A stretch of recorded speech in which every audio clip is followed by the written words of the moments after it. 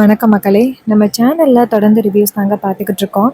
அந்த வகையில் இப்போ நம்ம எதை பற்றின ரிவ்யூ பார்க்க போகிறோம் அப்படின்னா, மாயா கதையில் February 15 இன்னைக்கு என்ன நடந்துச்சு அப்படிங்கிறத பற்றி இந்த வீடியோவில் பார்க்க போகிறோம். ஸோ மறக்காமல் இந்த வீடியோவுக்கு லைக் பண்ணிக்கோங்க. நம்ம சேனலை சப்ஸ்கிரைப் பண்ணிவிட்டு பக்கத்தில் உள்ள பெல் ஐக்கானையும் கிளிக் பண்ணி ஆல்னு செட் பண்ணிக்கோங்க. அப்போ தாங்க அடுத்த வீடியோஸ் போடும் பொழுது உங்களுக்கும் நோட்டிஃபிகேஷன் வரும். கூடவே இந்த வீடியோவுக்கு மறக்காமல் லைக் பண்ணிக்கோங்க. ஏன்னா உங்களோட ஒவ்வொரு லைக்கும் தாங்க எங்களுக்கு அடுத்த வீடியோ போடுறதுக்கு ரொம்ப இன்ட்ரெஸ்டிங்காகவும் இருக்கும், பார்க்குறதுக்கு ரொம்ப சந்தோஷமாகவும் இருக்கும். ஸோ மறக்காமல் லைக் பண்ணிக்கோங்க. சரி வாங்க வீடியோவில் என்ன நடந்துச்சு அப்படிங்கிறத பார்க்கலாம். நம்ம ரகுராமுக்கும் ஜானகிக்கும் கல்யாண நாள் வெள்ளி விழா நடந்துக்கிட்டு இருக்கு. அந்த வெள்ளி விழாவை பற்றி தெரிஞ்ச புவனேஸ்வரி வந்து காட்டு கத்து கத்துறாங்க. உன் குடும்பத்தில் உள்ளவங்க யாரும் சந்தோஷமா இருக்கக்கூடாது, நான் இப்பவே பஞ்சாயத்தை கூட்டுறேன் அப்படின்னு சொல்லி அந்த புவனேஸ்வரி ஜானகியை பார்த்து இப்போ சொல்கிறாங்க.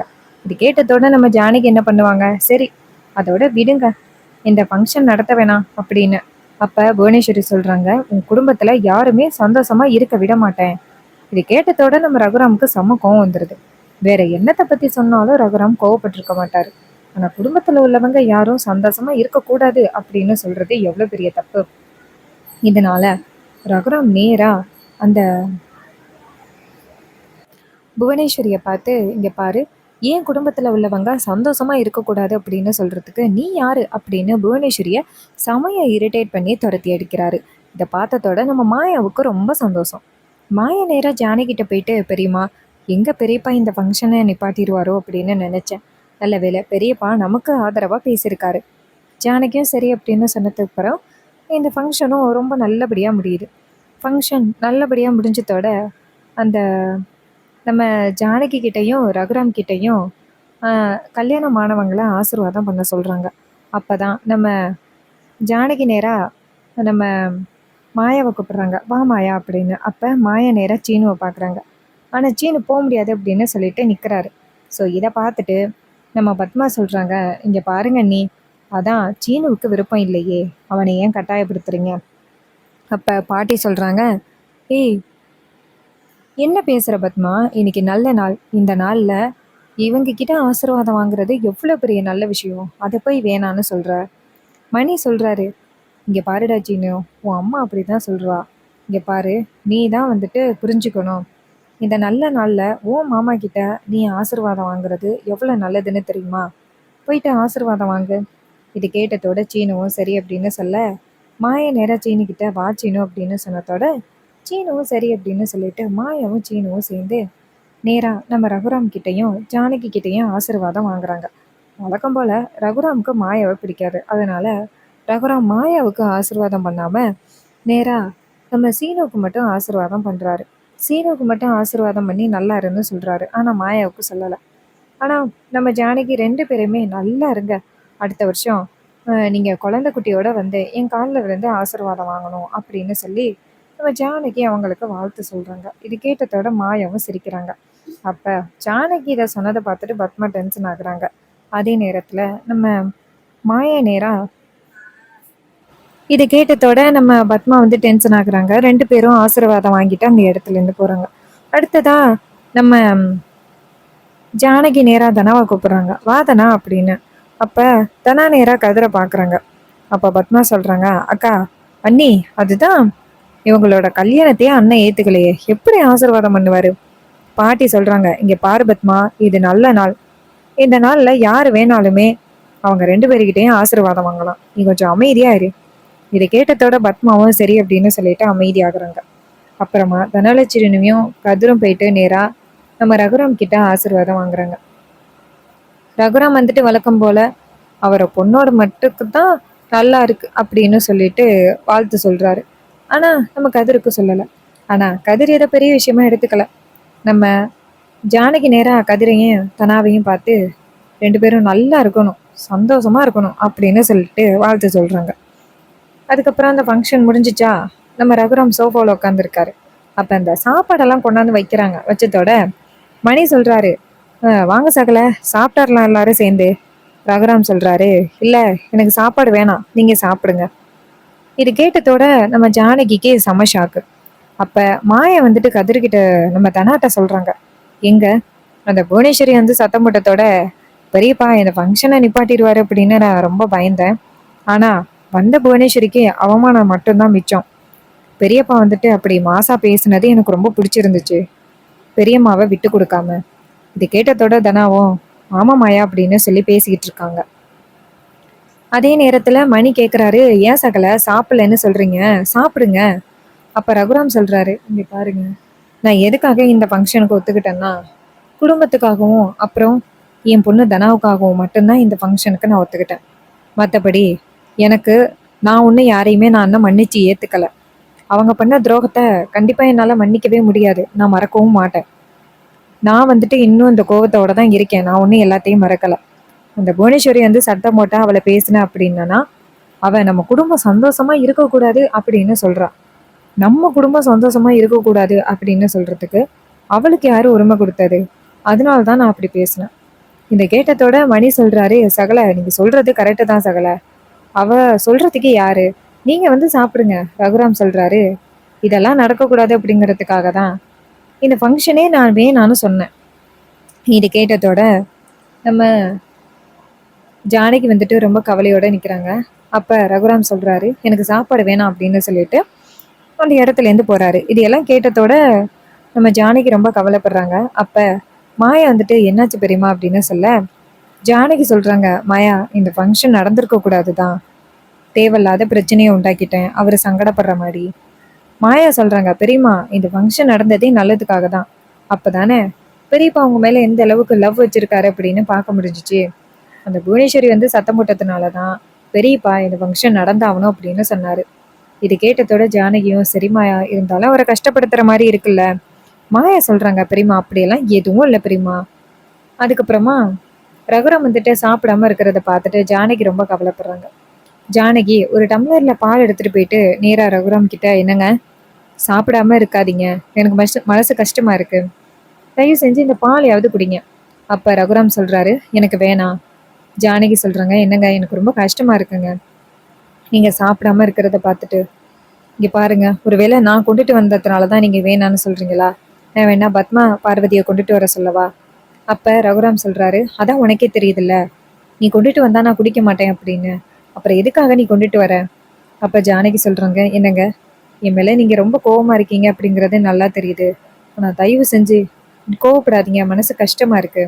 ரகுராம் சொல்றாரு, இங்க பாரு, எனக்கு மட்டும் மனசு கஷ்டமா இருக்காதா? அப்ப ஜானகி சொல்றாங்க, என்னங்க இன்னைக்கு ஃபங்க்ஷனுக்கு நீங்க ஒத்துக்கிட்டதுக்கு ரொம்ப நன்றிங்க, நம்ம பொண்ணுங்க எல்லாருமே ரொம்ப சந்தோஷமா இருக்காங்க, வீட்டில் உள்ளவங்களும் ரொம்ப ஹாப்பியா இருக்காங்க.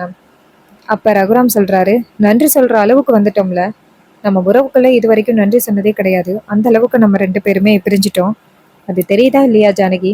இங்க பாரு, நீ இதெல்லாம் எதுக்காக பண்ற அப்படிங்கிறது எனக்கு கொஞ்சம் கூட தெரியவே இல்லை.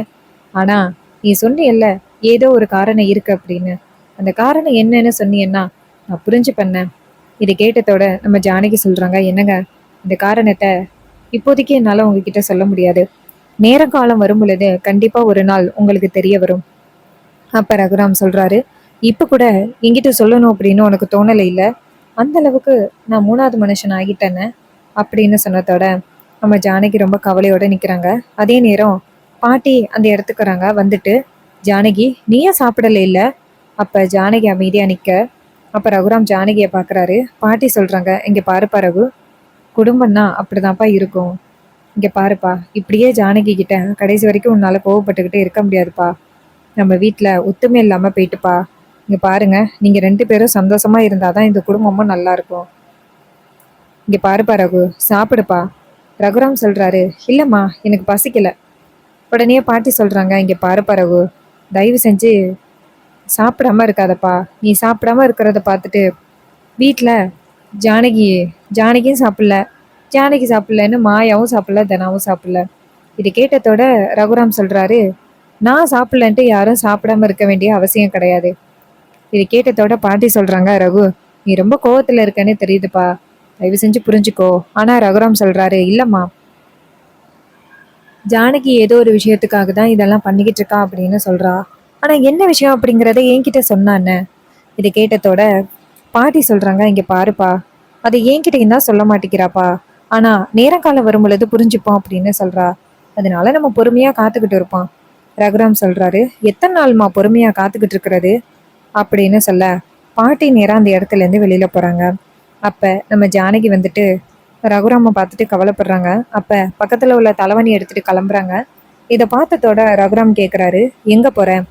ஜானகி சொல்றாங்க, நான் வெளியில போயிட்டு படுக்கிறேன். அப்ப ரகுராம் சொல்றாரு, இங்க பாரு, வெளியில போய் படுத்து மத்தவங்களையும் கஷ்டப்படுத்த வேண்டாம், இப்ப சாப்பிட இங்கேயே படு அப்படின்னு சொன்னதோட ஜானகி தலைவணி எடுத்துட்டு அங்கனே படுத்து தூங்குறாங்க. அப்ப ரகுராமும் இன்னொரு பக்கம் படுத்து தூங்குறாரு. அப்ப ரகுராம் ஜானகி நினைச்சு கவலையா இருக்காரு. ஏதோ ஒரு காரணத்துக்காக தான் ஜானகி இதெல்லாம் பண்ணிக்கிட்டு இருக்கேன் அப்படின்னு சொல்றா. ஆனா எந்த காரணம் அப்படின்னு என்கிட்ட துளி அளவு கூட சொல்ல மாட்டேங்கிறாளே அப்படின்னு நம்ம ரகுராமுக்கு ரொம்ப கவலையா இருக்கு. நம்ம ஜானகியும் ஒரே யோசனையா படுத்து கிடக்குறாங்க. இன்னொரு பக்கம் உண்மையை சொல்ல முடியலையே அப்படிங்கிற வருத்தத்திலையும் ஜானகி இருக்காங்க. என்னை மன்னிச்சிருங்க, இப்போதைக்கு என்னால உங்ககிட்ட உண்மையை சொல்ல முடியாது. அப்படி சொன்னா நீங்க எந்த அளவுக்கு மனசு உடைஞ்சு போயிருவீங்க அப்படிங்கிறது தெரிஞ்சுதான் நான் சொல்லாம இருக்கேன், நான் மன்னிச்சிருங்க அப்படின்ட்டு நம்ம ஜானகி ரொம்ப கவலையோட இருக்காங்க. அதுக்கப்புறமா பத்மாவும் பார்வதியும் ஹாலுக்கு வராங்க. அப்ப 2 பசங்க கையில நிறைய ஃப்ளவர் டெக்கரேஷன்ஸோட வந்துகிட்டு இருக்காங்க. அப்ப பத்மா நேரா அவனுங்களை பார்த்து, இங்க பாருங்க, அதான் ஃபங்க்ஷன் முடிஞ்சுட்டே, யார் நீங்க? பசங்க சொல்றாங்க, மேடம், டெக்கரேஷன் பண்றதுக்காக வந்திருக்கோம். அதுக்கு பத்மா கேக்குறாங்க, டெக்கரேஷன் பண்றதுக்கா? ஃபங்க்ஷனே முடிஞ்சுட்டு இதுக்கப்புறம் நீ எதுக்கு டெக்கரேஷன் பண்ண போற? அதுக்கு அவங்க சொல்றாங்க, இங்க உள்ள சார் தான் சொன்னாரு, அதனால ஒரு ரூமை டெக்கரேஷன் பண்ணிட்டு போயிருக்கோம். இது கேட்டதோட பத்மா கேக்குறாங்க, எதுக்காக ரூமை டெக்கரேஷன் பண்றீங்க? அப்ப அவங்க சொல்றாங்க, மாடியில உள்ள ரூமை தான் டெக்கரேஷன் பண்ணோம். பத்மா கேக்குறாங்க, எதுக்குப்பா? அப்ப அவங்க சொல்றாங்க, யாருக்கோ இங்க வந்துட்டு முதல் இரவாம்ல, அதுக்குதான். இது கேட்டதோட பத்மா ரொம்ப அதிர்ச்சி ஆகுறாங்க. அப்பன்னு பார்த்து மணி வராரு. மணி வந்ததோட அந்த பசங்களை பார்த்து, என்னப்பா ஃபுல்லா டெக்கரேஷன் முடிஞ்சிருச்சா? அந்த பசங்க சொல்றாங்க, ஆமா, ஃபுல்லா முடிஞ்சிருச்சு சார். இது கேட்டதோட மணி சொல்றாரு, சரி சரி, இந்தாங்க, இதுல எக்ஸ்ட்ராவே பணம் இருக்கு, எடுத்துட்டு போங்க. இது கேட்டதோட அந்த பசங்களும் சரி அப்படின்னு சொல்லிட்டு காசை கொண்டுகிட்டு போறாங்க. பத்மா நேரா மணியை பார்த்து, இப்ப எதுக்காக நீங்க இந்த மாதிரி எல்லாம் டெக்கரேஷன் பண்றீங்க? என்ன நினைச்சுக்கிட்டு இப்படி பிளான் பண்றீங்க? மணி சொல்றாரு, இங்க பாரு, நீ ஏன் இப்படி கோவப்படுற?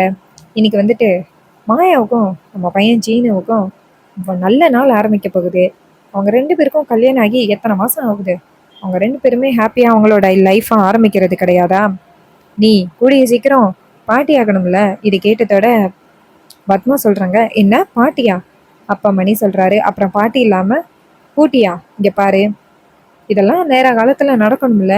அப்ப பத்மா சொல்றாங்க, இங்க பாருங்க, நீங்க என்ன சொன்னாலும் என் பையன் இதுக்கெல்லாம் ஒத்துக்க மாட்டான். அப்ப மணி சொல்றாரு, அதெல்லாம் நான் ஒத்துக்க வச்சுட்டேன். அப்பன்னு பார்த்து மாயா அந்த இடத்துக்கு வராங்க. மாயா வந்துட்டு புது saree கட்டிக்கிட்டு மல்லிகை பூவெல்லாம் வச்சுட்டு வர்றதை பார்த்துட்டு நம்ம பத்மாவும் பார்வதியும் ஷாக் ஆகுறாங்க. மணி சொல்றாரு, எம்மாடி மாயா, நீ ரொம்ப அழகா இருக்கம்மா. அப்ப மாயா சொல்றாங்க, மாமா, எதுக்கு மாமா இப்படி என்னைய வந்துட்டு புது saree கட்டிட்டு வர சொன்னீங்க? என்ன ஃபங்க்ஷன்? அப்ப மணி சொல்றாரு, எல்லாமே இது எல்லாமே உனக்காகவும் ஜீனுவுக்காகவும் தான் எல்லாம் ரெடி பண்ணியிருக்கேன் அப்படின்னு மணி சொல்றாரு. இது கேட்டதோட மாயா கேக்குறாங்க, ஏன் மாமா, எங்க 2 பேருக்காக?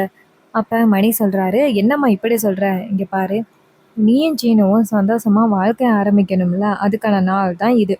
அப்ப மாயா கேக்குறாங்க, என்னம்மாம்மா சொல்றீங்க? எனக்கு ஒன்றும் புரியல. அப்ப மணி சொல்றாரு, எப்படிம்மா சொல்றது? இங்க பாருமா, நீ கூட உன் அத்தை கிட்ட சவால் விட்டுருக்கிய, சீக்கிரம் ஒரு பேரனை பெத்து கொடுக்குறேன்னு சொன்னியல்ல, பத்மாவை பாட்டி ஆக்குறேன்னு சொன்னியல்ல, அதுக்கான முயற்சி தாம்மா இது. இது கேட்டதோட மாயா சொல்றாங்க, மாமா, நீங்க என்ன சொல்றீங்கன்னு எனக்கு சரியா புரியல.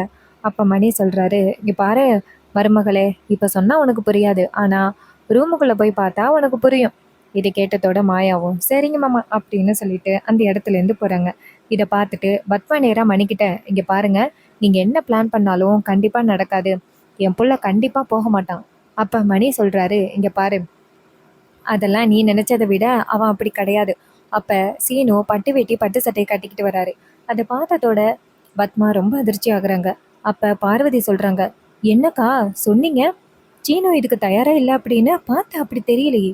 அப்ப மணி சொல்றாரு, பாத்தியா, என் பிள்ளை கிளம்பி வந்துட்டான். அப்ப சீனு கேக்குறாரு, அப்பா, எதுக்குப்பா பட்டு வேட்டி பட்டு சட்டை போட்டு சொன்னீங்க, ஏன்பா? மணி சொல்றாரு, எல்லாம் முக்கியமான ஒரு காரணத்துக்காக தான், ரூமுக்கு போனா உனக்கு தெரியும். அப்ப நம்ம பத்மா சொல்றாங்க, டேய் சீனு, இங்க பாரு, அம்மா பேச்சை கேப்பியல்ல? சீனு சொல்றாரு, சொல்லுங்கம்மா. அப்ப பத்மா சொல்றாங்க, இங்க பாரு, உனக்கும் உன் பொண்டாட்டிக்கும் இன்னைக்கு உங்கள் அப்பா சாந்தி முகம் ஏற்பாடு பண்ணியிருக்காரு, நீ போகாத. அப்போ சீனு சொல்கிறாரு, என்னது அதுக்கு தான் அப்பா இந்த மாதிரி என்னைய பட்டு வேட்டி பட்டு சட்டை கட்ட சொன்னாரா, சரி நான் போகலம்மா. அப்போ மணி சொல்கிறாரு, டேய் நீ போய் தான் ஆகணும் அப்படின்னு சொல்லிட்டு அந்த இடத்துலேருந்து போகிறாரு. அப்போ பத்மா நேரா சீனுவை தனியாக கூட்டிகிட்டு போகிறாங்க.